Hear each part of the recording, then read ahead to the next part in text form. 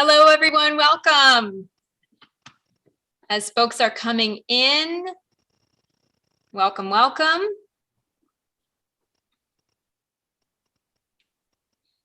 Glad you all are here. Hello, everyone. Welcome. My name is Beth, and I'm the events manager here at Main Street Books Davidson. I'm so excited to be tuning in from the bookstore itself, and where we actually have Megan Miranda in the shop. We are so excited to have each of you here for this exclusive virtual launch party celebrating Megan Miranda and Such a Quiet Place. A year ago, Megan's book launch was one of our very first virtual events. And so today we entered brand new territory again, the hybrid event. So what a treat it was to see some of you actually in the shop earlier today as Megan signed books in person. It was certainly a treat for us. Before I introduce our guests tonight, I just have a few housekeeping tips. First of all, this is a Zoom meeting, so please keep on mute. You are welcome to have your video on if you would like, but we recommend changing it to speaker mode so that you can have the best viewing experience as you hear this riveting conversation between two fantastic authors. If you have questions that arise during the conversation, please write them in the chat. A little bit later in the program, I will be able to field those questions and raise them and bring them to Megan and Kimberly for them to answer. Finally, we're excited to be hosting a virtual breakout room signing line experience tonight, and we'll talk through the details of how that will work in a little bit.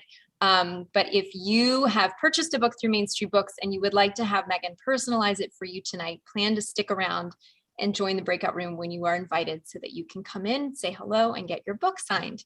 Last but not least, you're here, which means you have been entered into our fantastic giveaway drawing. We have a really fun summer tote bag put together by the team, and we're going to be doing that drawing shortly, right before we enter the breakout room. So a little bit later in the program after the audience questions. That's it, I think, for housekeeping. So moving on to the really important stuff. We are so excited to be here to celebrate launch day for Such a Quiet Place. And we're doing it in the company of two fabulous writers. Our visitor, our guest conversation partner here tonight is the one and only Kimberly McCreight. Hi, Kimberly. Hi, thanks so much for having me, and congratulations, Megan. I'm so excited to be here. We're so glad that you're here. Kimberly is the New York Times bestselling author of Reconstructing Amelia, which was nominated for the Edgar, Anthony, and Alex Awards and was called Entertainment Weekly's favorite book of the year. Reconstructing Amelia has been optioned for film by HBO and Nicole Kidman's Blossom Films. McCreight's second adult novel, Where They Found Her, was a USA Today bestseller and a Kirkus Best Mystery of the Year. Her last book, A Good Marriage, was named a best book of the summer by the New York Times, People, and Publishers Weekly. It was also an Amazon Best Mystery of the Month. A TV adaptation of A Good Marriage is coming soon from Amazon and Nicole Kidman's Blossom Films. McCreight's next novel, coming soon, is called Friends Like These, and it's forthcoming from Harper Books. Megan has a sneak preview with her on September 7th, 2021. McCreight is also the author of the New York Times best-selling young adult trilogy, The Outliers, Scattering, and The Collide, optioned for film by Lionsgate and Reese Witherspoon's Pacific Standard. She attended Vassar College and graduated cum laude from the University of Pennsylvania Law School. She lives in Brooklyn, New York, but is actually joining us, I think, from a different time zone, which is, again, the wonders of Zoom. And here tonight, of course, our guest of honor is Megan Miranda. Megan is the New York Times best-selling author of All the Missing Girls, The Perfect Stranger, The Last House Guest, a Reese Witherspoon Book Club pick, and The Girl from Widow Hills. She has also written several books for young adults, including Come Find Me, Fragments of the Lost, and The Safest Lies. She grew up in New Jersey, graduated from MIT, and lives quite close by in North Carolina with her husband and two children. Her next adult suspense, Such a Quiet Place, is out today and is the reason we are here. So welcome, Megan. And now, Kimberly, I'm going to turn it over to you to get us started. Well, thank you so much for having me. And Megan, once again, congratulations, because Such a Quiet Place, for those of you who have not yet read it, is fantastic. So you're all really lucky that you have it waiting for you, especially during the summer. It's like the perfect edge of your seat summer read. So I hope you're all looking forward to that. So I think my first question is, with each book, the inspiration or the thing that brings you into it is something different. So for Such a Quiet Place, Megan, what was kind of your starting place, the inspiration, the thing that got you interested in the story? Because it's a really complex, layered story. It's very suspenseful, but there's a lot of character development and a lot of really nuanced, complex themes about neighborhoods and connections between people. And I think more broadly, like connections in society and kind of how we judge people, et cetera. So I'm curious where, like, was it the plot? Was it the characters? What was your starting place? Yeah. Well, first, thank you so much for joining me today. I'm such a fan. So this is such a treat for me to kick off a book launch talking to you. So yeah, I feel like book ideas for me usually come from several different places, and sometimes they marinate for a little while before the different strands sort of collide, and it's sort of that aha book moment. And this was definitely one of those cases. So if you've read my previous books, you probably know that I love setting books in small towns. I love the dynamics of characters in small towns who think they know everything about one another and maybe they don't. And for a long time, I'd been thinking about pulling those boundaries even closer. And I was really interested in this idea of setting a mystery or a thriller inside a neighborhood with really tight boundaries. So that was sort of in my mind for a little while, but I didn't really have the aha, this is the story idea for it. And I'm someone who I'm a huge suspense reader. I'm a huge thriller reader. I watch a lot of true crime. And at the end, I would always find myself at the resolution thinking, I wonder what happens next. Because in a lot of ways, the resolution is sort of just the beginning. Like, where do you go from here? And so this is really the story of what happens next. The premise of this story is that, a year and a half earlier, this neighborhood was rocked by a crime, and all of the neighbors sort of pieced together their security footage and doorbell cameras, and they believe they've convicted the person who did it. She lives in the neighborhood. And the book begins a year and a half later as the conviction's overturned, and she comes right back into this neighborhood, which just shakes everything up again. So in a way, it is sort of a story in aftermath because the crime has already happened. The person was convicted, and this is really what happens next. So those ideas kind of merged and made it like this really tense idea. What happens when she comes back to this neighborhood that everyone played a role in her conviction, and they think if they think she's still guilty, then they think a killer's living there, and if they think she's innocent, then it's possible a killer's always been there. So there's really no good answer. Yeah, you do such a good job of that, and I think also tying that idea to the idea of social media, et cetera. And I think kind of how we do, I think these days just have a really knee-jerk reaction to again, convicting even metaphorically people. And I think that you really explore that theme so well throughout the book, how, what it means to do that and for a community to do that, because I think we see that so much. And the fact that you're able to balance this really edge of your seat mystery with that idea, I think is fascinating. And so that's going to lead to my next question, which is it based on your neighborhood and your neighbors? Which I feel like no matter what you tell me, I have decided the answer is yes. So one, I have to come visit. And two, I'm wondering what you're going to do now about all your neighbors who know it's based on them. I know. So I feel like I always have to start with the disclaimer, like, this is not my neighborhood. This is nowhere I've lived. My neighbors are all so lovely. 16 years ago, we moved to North Carolina. I don't live in that same neighborhood, but those neighbors are still some of my very closest friends. And so this neighborhood, I guess it's a little unique because I wanted to make it a really, really small neighborhood. It's much smaller than any place I've ever lived. And also to make it where the people within don't just live together, they work together. There's not a lot of industries that they can commute to in this area. So pretty much everyone is either employed by one of the schools in the area or the college. And so there's really no way that they can hide from each other. They're seeing each other not just at home, but in work. And a lot of them, the book takes place over 2 weeks in the summer, and a lot of them are home for the summer. So it was a little bit I was trying to make as many connections as possible and make it like this neighborhood is all the wonderful things that people want in a community. But then when something goes wrong, you kind of see all the undercurrents there, and it's really inescapable because it's not just where they live, it's where they work. It's all those different layers tangled together.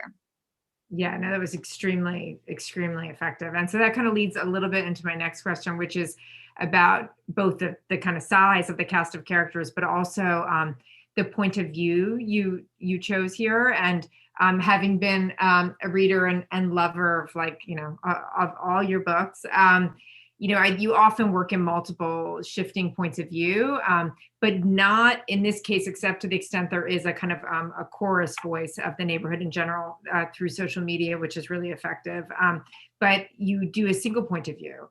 And I guess I wanted to just ask about that. I actually find that, as somebody who writes the way you do in a kind of orchestral fashion, I think single point of view can actually be a real challenge. And in this case, it works so well because you have all these characters. I think if we were in multiple, it would just be too much. And so I think having her really as your grounding main character works so effectively. But I'm just wondering about that choice and whether or not you found it was a challenge.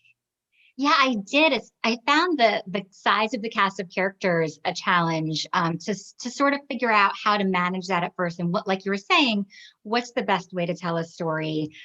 Structure, and I know this is kind of the same for you in your books, but structure is something I think about a lot when I'm starting. And what's the right way to tell a story? Are there, how does it move? Is there past and their present? And this is very much, for the most part, straight forward. There's no back and forth. There are, at the start of every chapter, there is the summary of kind of the neighborhood's message board for the day. But other than that, the book is told only from Harper's point of view in the present. And I decided to do this because Harper was Ruby's roommate, and she's somebody who testified in that trial, and Ruby comes right back to this house. And there's a lot of uncertainty. First, for Harper to think, is Ruby innocent? Is Ruby guilty? I think she's very conflicted.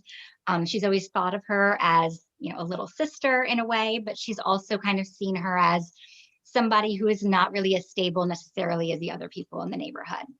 And then if she believes Ruby is innocent, then suddenly this entire cast of characters are suspects. And I really wanted to tell a story through somebody who didn't know, and that they were approaching every single interaction with that uncertainty. It is a little bit like a locked box in this neighborhood. There are cameras, and so kind of who came in and who left from the very start. And so the whole book was sort of managing that cast, and having Harper be the one to have to dig into these layers inside every one of her neighbors, who they all grew up, or they didn't grow up, they all thought they knew each other so well for years. And this is sort of the thing that shakes the foundation, and everything cracks, every relationship cracks.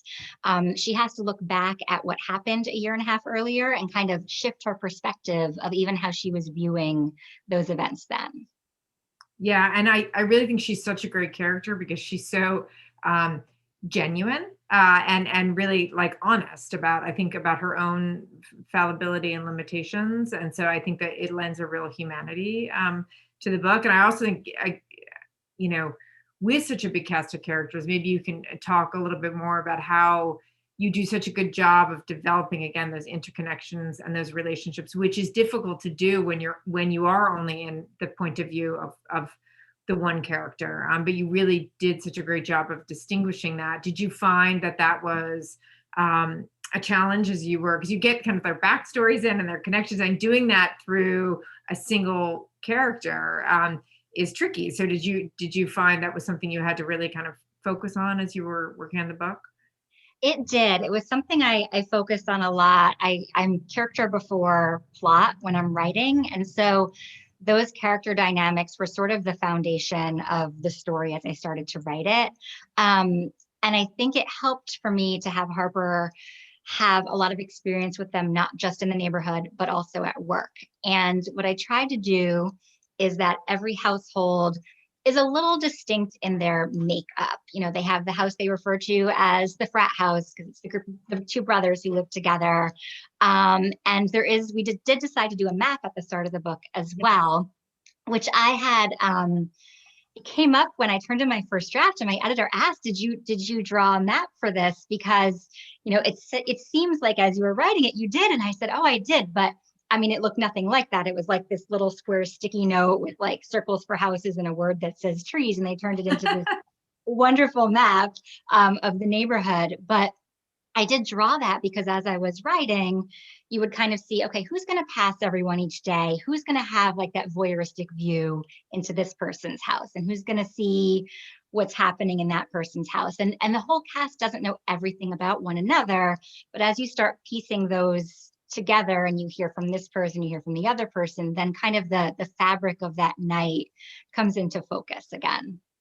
Yeah, and I think again that you do that in such a way where it is so fast paced and edge of your seat and all of that. And I think it's the combination of keeping it in her point of view, keeping it in the present, so that even though there are all those people, it is very much, you know, really kind of, and it's about what's going on in the present, but it is also about kind of what happened in a single night. So it's very, very fast paced. And I loved that map. That was one of my favorite things. When I opened it, I was like, oh, and I kept thinking about that map the whole time I was reading it. It really does give you this visuals, and with all your books, it's very atmospheric, and the details on those visuals are really there. So you really do feel like you're feeling the place the whole time. In a great way. All right, so now I'm going to give you a line from the book, which to me would kind of like summed up so many of the thematics, which I'm going to do a dramatic recitation now for Miranda, making Miranda's writing. All this time living on the same street, and we communicated by message board.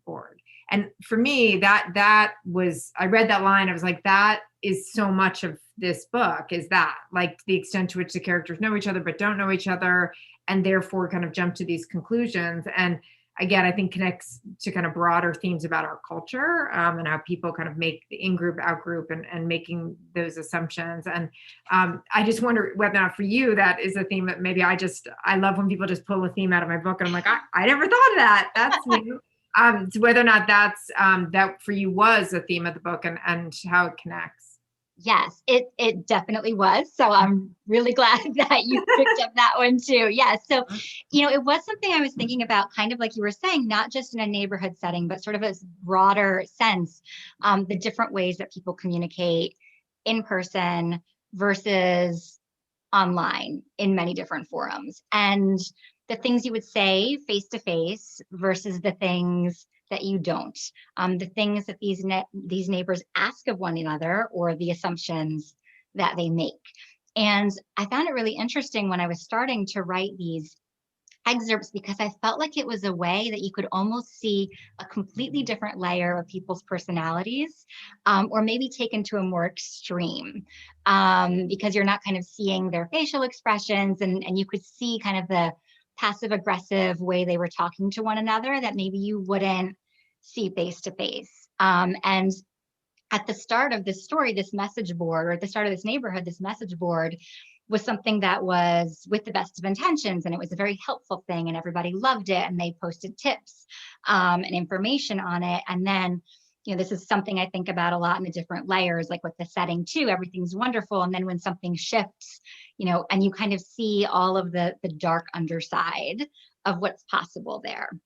And so I think this was a neighborhood that's having both of those elements shift at the same time, the entire setting and their dynamic, and also what's happening on the message board. What was it really used for?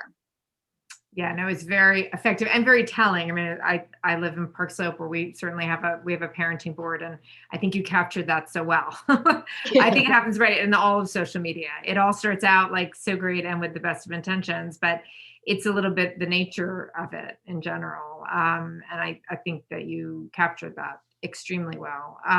So I want to ask some questions about just process generally. And I think with respect to all your books, and then maybe with this book in particular, so what do you find to be the most challenging part of the writing process and your favorite part? So I guess you can speak to it from to this book in particular, because I know each book can be its own thing. But and maybe just more generally, which is your, the kind of the hardest and your most favorite part of the process. So I'd say broadly, the most challenging part of the process is the middle of a first draft for me. And I think we've talked about this before. Like, I am not an outliner. You're not either, right? I remember that. Yes. Yeah. So I'm not an outliner, and I'm so excited when I dive into a story because I have a premise and I have a character and anything can happen.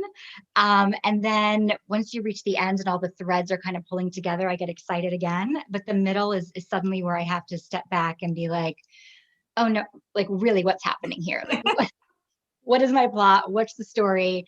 And so I have to kind of, give myself that 50-page check of, okay, go back. Do I know where this is going?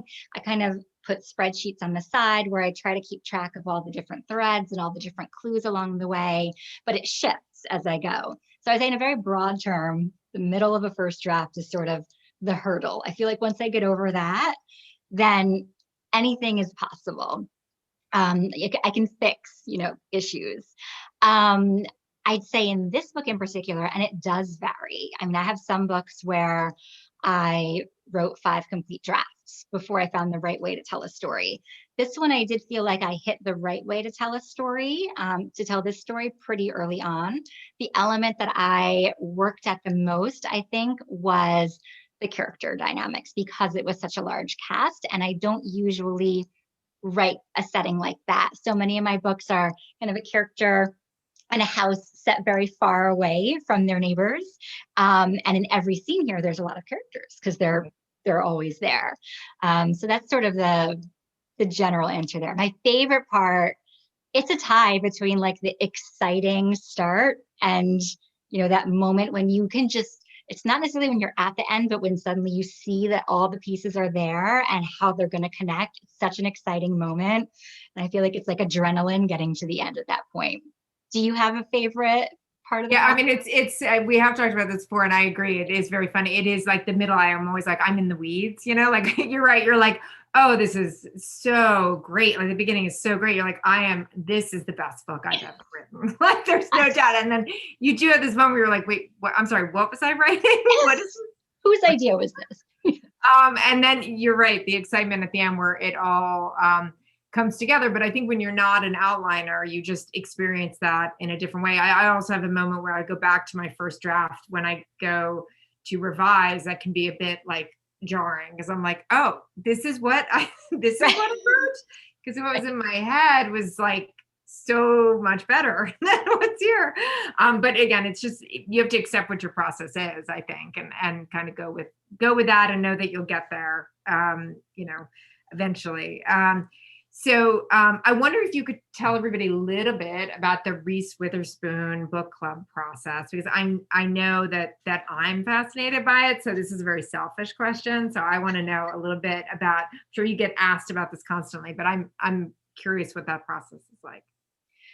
It was an absolutely incredible experience.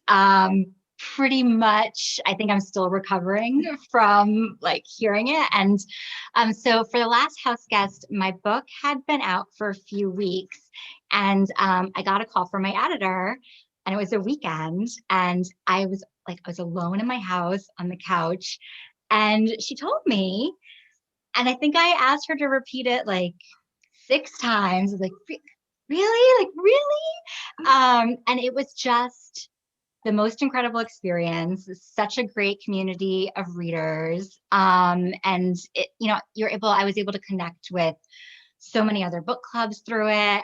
So it was fantastic. It blew my mind.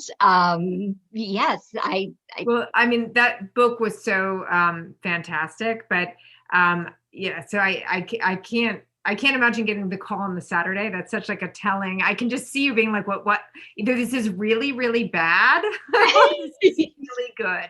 There's really nothing about getting a call on a Saturday from either your agent or your editor that isn't one of those two things. So that's great. Well, I think it was so deserved. It was a wonderful book. So, but thank you for sharing that. And can you talk about, I know several of your projects have been optioned for film, and I wonder if you could talk about where those projects are in the process, and maybe what that process was like for people who aren't familiar with it? Yeah, so I can talk about The Last House Guest, which was optioned for television by Dakota and Elle Fanning's production company with Mercy TV. And they have a writer who is adapting and working on a pilot. And it's been great because I've been able to talk to the writer, and I find it fascinating. I mean, this is my first time being in the process as well, but to kind of like, they're different mediums, and sort of what you're creating, it's almost like you're making something new from the foundation of this story. So it's been really interesting to hear kind of the questions they're asking, and they're thinking about themes, but it's still in the developmental stage. And I'd actually love to ask you that too, because I know you've had a lot of exciting film news. So can you tell us any about your projects? Yeah, so they're both the project at Amazon and the project at HBO, which are both with Blossom, are both meant to be series. That's Reconstructing Amelia is at HBO, and A Good Marriage is at Amazon. And so they're both in the David Farr is adapting, who wrote The Night Manager, is adapting A Good Marriage. And so you're right about what I found so interesting is just the questions they ask, which are so illuminating, because it is a very different process and a different medium. And I often get asked, like, are you worried, like kind of like what, and I suspect you feel this way too, is that the people you partner with, if you partner with people you're excited about, then the work they do is so exciting, so you're just really kind of thrilled to see what that creative team does with it, which is going to be different. And I think as long as you accept that, I mean, especially because both you and I write these really, there's timeframes that shift around, and you can't represent that directly into, film form. So, yeah, like, I'll be very excited to, hopefully, as I imagine you are too, to like see it, actually, all I want to do is see it, right? I'm like, just let me go watch it and I'll be happy. Yes. Yeah, hopefully soon.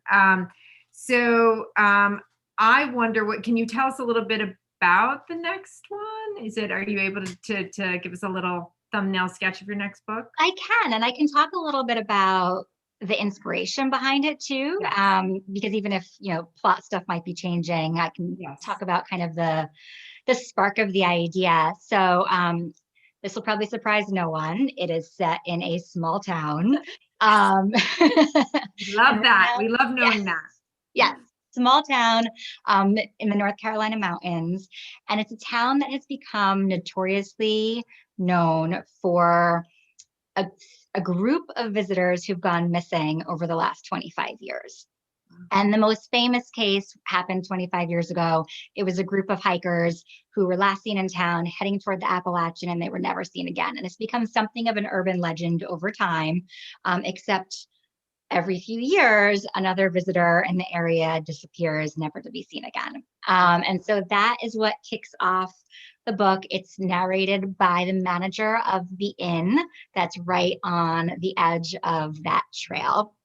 And I love, small town settings, and I had been thinking about towns that kind of embraced their past, like a long time ago, like the Charleston ghost tours, and then thinking like, what if that was much more recent, and something really fresh in the town's mind?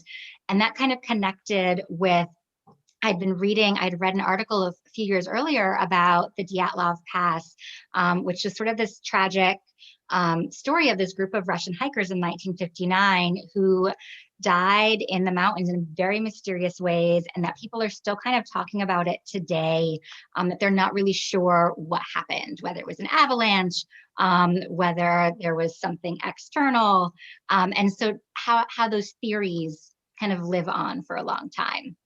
So that's sort of the backstory there. Wow. What I love about that is it combines like the small town, but also with the people who are not from the small town, right? Like it's the idea of that like confluence of, strangers with, the locals. And I think that's a really interesting tension, like, especially when something happens to the people who aren't from there. Right. Like, what is It's only that? the visitors. Yeah, exactly. Like, what does that mean? Mhm. All right. So my last question is whether or not, I don't even, you're probably already thinking about your next one. I know you just handed that one in, but is there a story you've been trying to write? I love asking writers this, that like you haven't yet figured out how to write? Like you're still trying to you come back to and you're like, "Ah, I feel like that's a book, but I can't quite figure it out yet." Do you have any books like that? I know I do. So like, I'm always curious if other writers do. So I've had a few, and right now, eventually they did kind of become. Wow. Yeah. So the first one was All the Missing Girls, which was my second book idea, and it was my sixth published novel. So that was, I had this idea of telling a story in reverse as a way to explore character motivation. I had gotten about 50 pages in and it wasn't working, and I put it aside, and I wrote a book under contract. And then I went back to it, wrote it differently. And this was like an ongoing process of finding the right way to tell the story, finding out who the character was.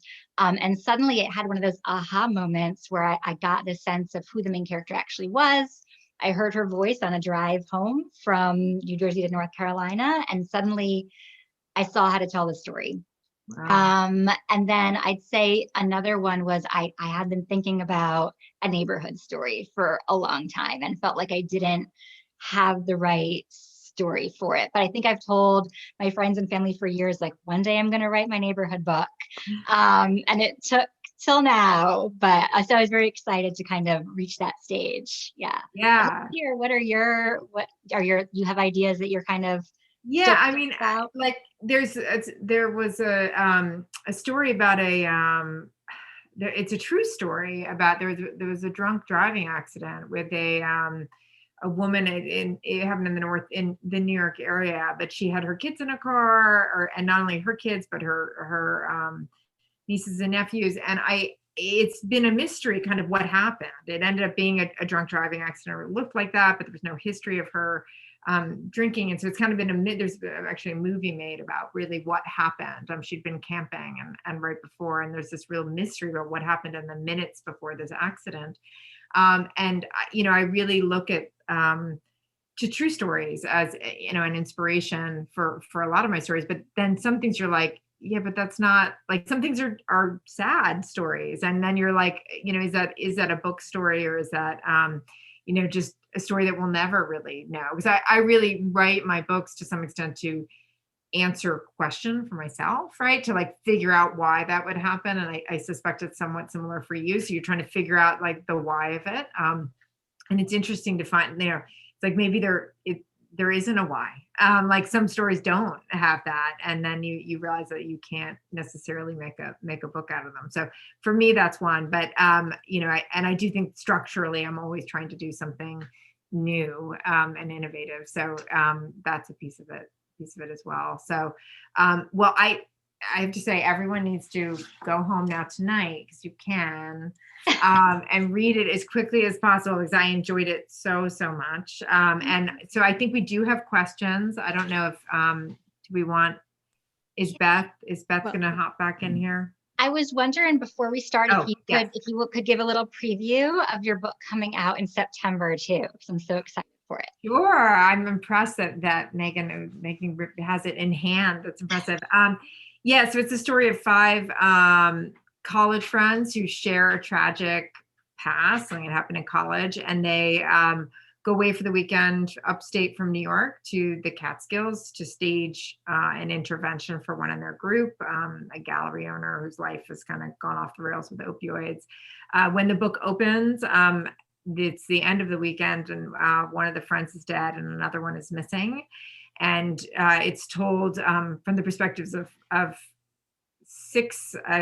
of the friends and also the police detectives. So you kind of alternate between what happened over the weekend through the different perspectives of the friends, but also a local police detective who also has her own problems in her past, but she tries to untangle what actually happened. So there's a bunch of conflicts with which is why I'm kind of interested in the idea of the town, but also the people who come visit the town and the tensions, because it reminds me a little bit of Friends Like These, because it's about kind of this affluent group of New Yorkers going to this town which services the weekenders, but like, what does that mean for the locals and the town really? And especially in a time of economic struggle, and there's like tensions there, both, socioeconomically, but also culturally between city dwellers and people who aren't from the city. So the book looks at a lot of those things. But most of all, in that book, I really wanted to kind of deliver a twist at the end, which my books have twists in them, but I really wanted to kind of have this one kind of epic twist. So that was my focus in that book. So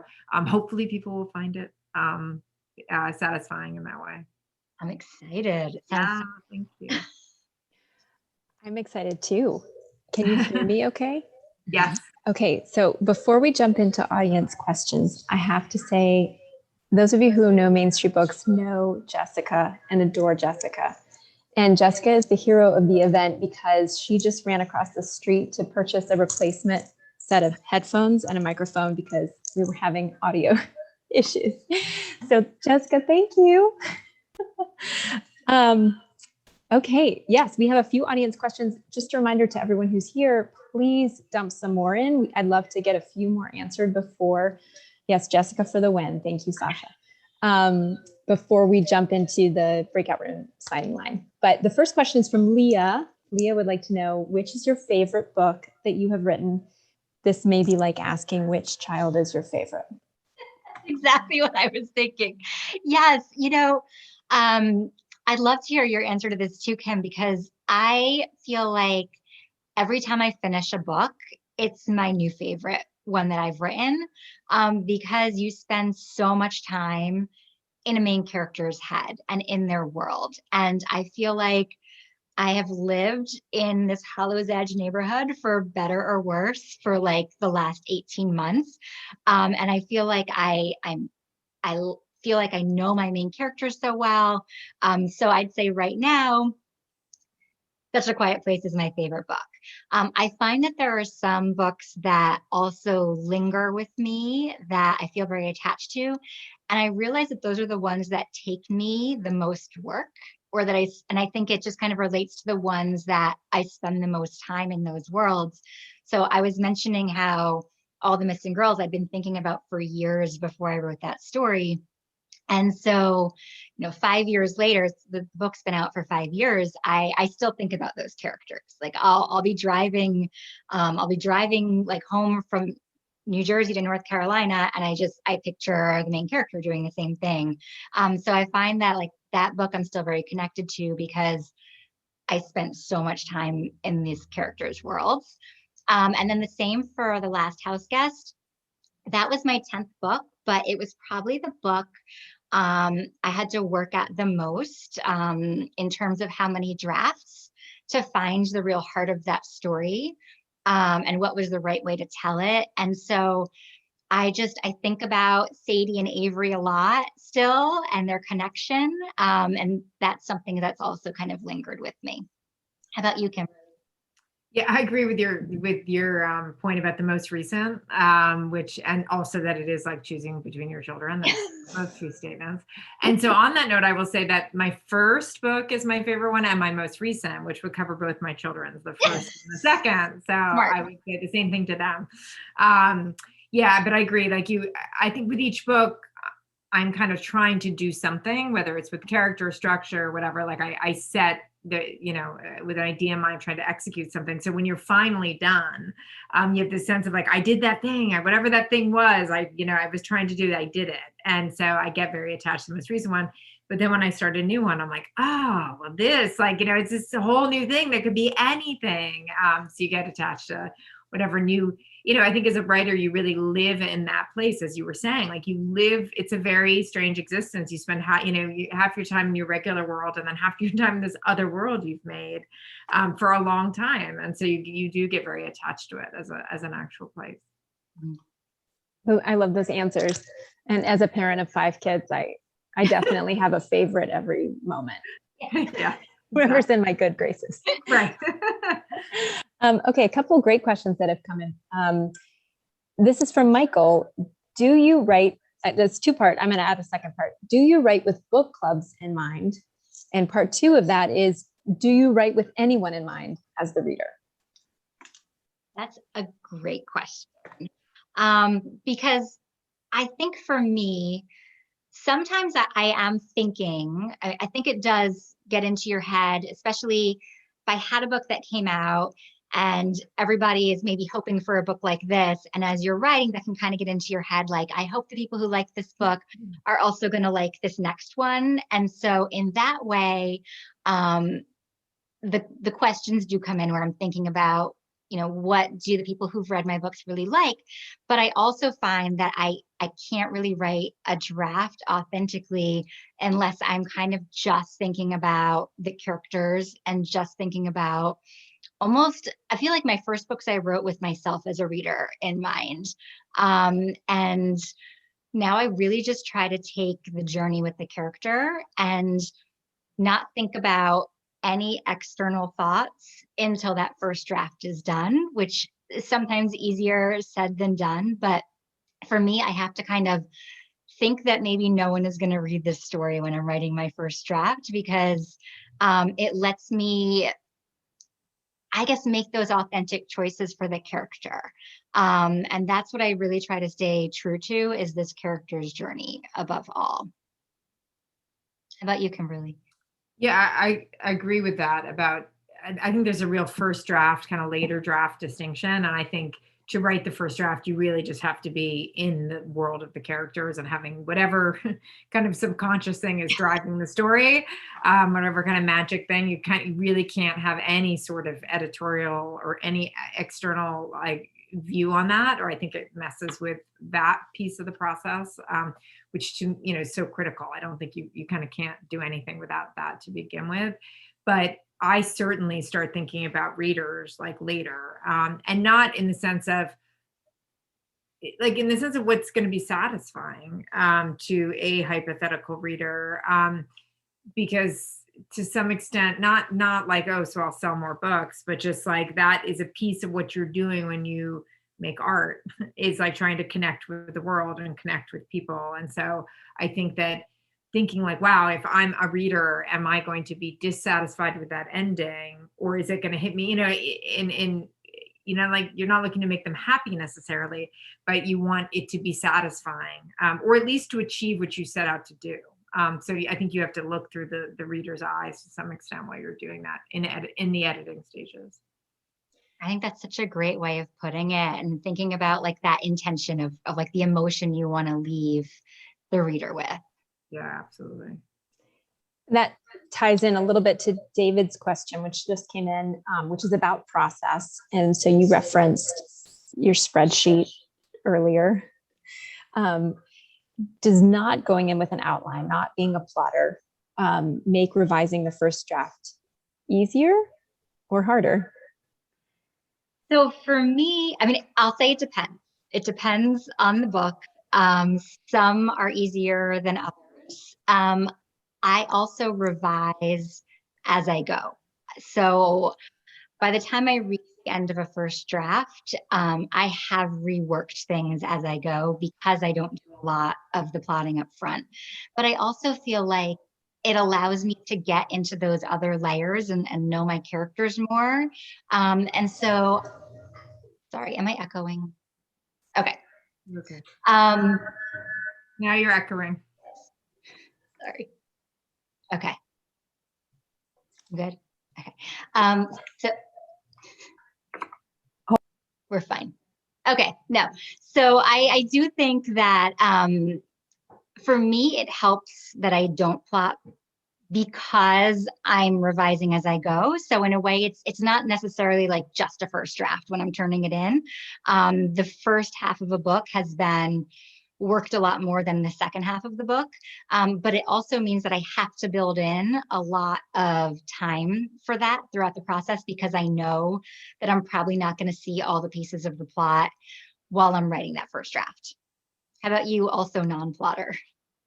Yeah, I'm listening to you. I'm like, wow, that going back as you're going along would be a good idea. No, I don't go back. We've talked about, I don't go back at all until I'm done an entire draft. And unfortunately, the thing with writing, is it's your process. You can try to make some efficiency changes, but in the end, you have to just do what works for you. And so it is not again, I have this moment because I have not gone back. The good news is I feel like I'm awesome the whole time I'm writing my first draft because I don't go back. So that's why it's such a lovely, like great period of time for me. And then I have the harsh reality of going back and looking at the whole thing when after I'm done the first draft. So it's, again, I think it's a matter of shifting where your work is. It just means my first drafts I probably do more quickly, but then I have so much revising time, and it's very heavy lifting. But I just can't see the story any other way. I really make connections, through every draft, excavating and figuring out what I'm doing as I go along. So, I think, again, you just have to own your process, whatever it is, and accept its limitations. Yes. I love process questions and hearing different writers respond. It's always so illuminating. This question is from Amy. Amy is asking this question as the parent of teenage girls and as a middle school teacher. Will either of you write any other YA books? That's a great question. So right now, the books that I am focused on are the adult protagonists. I think when I do think my adult, I wonder if this is the same for you too, Kimberly, since you do both, but I feel like there is sort of this element in my adult fiction that focuses on the past and things that have happened to characters in the past. Since I started in young adult fiction, I feel like when I transitioned to writing my first books for adults, it was thinking about what happened to these characters when they were 18 or 19 or 20 years old, and then how that affected their lives 10 or 20 or 30 years later. So thematically, I'm still drawn to those elements, but right now the books that I guess the ideas that are coming to me and the characters that I'm interested in following the journeys of, they're in the adult suspense, but I'll never say never. Yeah, my answer is similar. I mean, that for me, the YA trilogy was kind of an idea that I had for those books. And if I come up with another idea that really, I think that Megan, you probably experience this too. It's a little bit like you have the idea that you have, and then where it fits in the marketplace, whether or not and there's so much fluidity now between, what is adult, what is YA. I have often had a teen narrator as one of my point of view characters. So in fact, A Good Marriage was the first book that I didn't have that in. So, I would never say never, but it's not, as like you said, it's not on my docket yet. Never say never, though. I like that, the open-ended responses. Okay, I have two more questions. First of all, this is for both of you. What has been the hardest scene for you each to write? Like a specific scene or moment? That's a really good question. And I know them for each book because I put off writing them. Because it's usually a scene that I find emotionally upsetting or difficult to write. And there are spoilers in every book, but I can pinpoint exactly which one it is. There's a scene in All the Missing Girls that I even almost talked myself out of, where I was like, no, I don't have to do that. And then, but I knew it was the right choice for the story and the characters, and I wrote it. And in The Last House Guest, there's one too that I had in my mind, and I even had written down, like, this is going to happen here. And I kind of wrote around it and didn't want to do it. But it's to me, it's the emotionally upsetting moments for the main character that are the difficult ones. But I don't want to do it to my character, I guess. I don't want to do it to them, but I know I need to, and that it's right for the story. And it's an important part of their journey. So if it wasn't a spoiler, I'd tell you which ones. But unfortunately, they're both near the end and they're both spoilers. Yeah, I think it's those ones at the end. I mean, for me, it's always the one where like all the pieces come together, those last scenes. And I think that I find that, in fact, it's not, if it's too hard to write those scenes, I haven't done the work elsewhere, because in fact, I should be able to like deliver the reader to that moment. And I should have laid all the pieces out. So I usually know once I get to that last scene, if it's having to do too much work, that final scene or final reveal scene, then I've got to go back and lay more groundwork so that both emotionally, but also story-wise, because I think, Megan, you endeavor to do the same thing where you're trying to have the pieces of the story come together, but also have the character stuff fall into place. And so you have to do a lot of the legwork earlier. And one last question, and I love it when this is asked by the audience. Oh, first of all, I don't know if I gave Sasha credit for the last one, but that question came from Sasha. And this one comes both from Allie and Colleen, and it is, what are you reading and who do you love to read? So I love to read Kimberly McCreight, first of all. So I think I was just talking to Beth earlier that I felt like I had I'm 2 months behind in my reading because I was working at the end of a draft. And so I have this pile of books waiting for me at home of, this is my reward, and I'm really excited to dive in. So I most recently read The Plot, which, as a writer, I loved it so much, kind of the different layers to that story, not just as a writer, but kind of having that other insight too. And I am reading The Last Thing He Told Me by Laura Dave and just sinking into that story. I love it so much.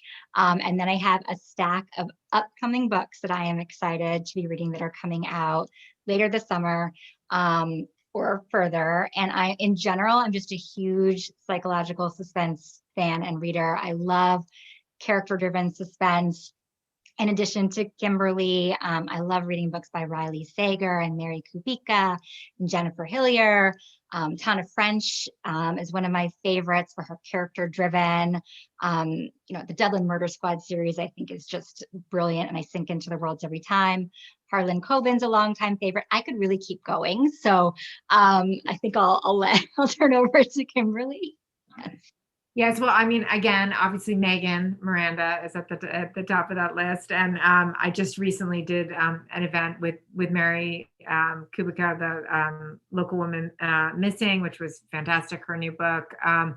I am actually hosting for the first time my own book club online for The Bell Jar, which I had never read. So that is fun to read a classic book like that. So I'm actually having to hurry and finish it before the book club that I'm hosting. So that is obviously a fantastic book. And I just recently finished Three Women, which I thought was really fantastic. I do read a lot of nonfiction when I'm working. I obviously love psychological thrillers, but it does, I do find it sometimes hard to separate out my own work from what I'm reading. And it can just hang me up in terms of watching the what somebody else is doing and then thinking about what I'm doing. So when I'm deep in something, I often read a lot of nonfiction. Thank you both. This has been such a treat to hear two masters of the craft talk. And this is the end of our summer thriller series here at Main Street Books. And fittingly, we have a summer thrills and chills tote bag giveaway. So I'm going to do that really quickly before we celebrate and toast Megan. But here is our tote. We have this cute bag. I kind of want all of these things for myself. We have some organic, very thin, beautiful, they kind of match the cover of the book with that icy blue beach towels. We have a Main Street Books gift certificate. Add a little tart to your summer with some Sour Patch Kids. What else do we have? Oh, these chic shades. A float for your beverage. And of course, finally, we have a signed copy of Such a Quiet Place. So if you are the grand prize winner, and stick around for the signing line, if you'd like to have this one personalized to someone else, you have a wonderful gift to give away, or you can have two for yourself. I did random number generator, and based on our spreadsheet and the numbers, the winner is Christina M. I don't know how to pronounce your last name. Is it Menke? I know Christina's here. Yeah, it's Menke. Congratulations, Christina. stick around and we will figure out how to get your tote to you. Thank you. And I'd love to take this moment before we start the breakout room signing line for everyone. If you want to turn your video on and just, if you've got a beverage in hand, wonderful. If you've got your two hands, give some applause. I love to just take a moment to say congratulations to Megan for release day. Thank you. Aw. Yay. Thank you so much for hosting, and thank you everyone for coming. This has been such a great way to kick off book launch, and thank you so much, Kimberly. This has been wonderful. Yes, and I want to say a special thanks to Kimberly McCreight. Kimberly, we so appreciate your time and your presence here tonight and your thoughtful contribution to the conversation. Feel free to sign off as we start the breaking room sign out line, but if you want to stick around, that's fine too. But thank you so much for being here.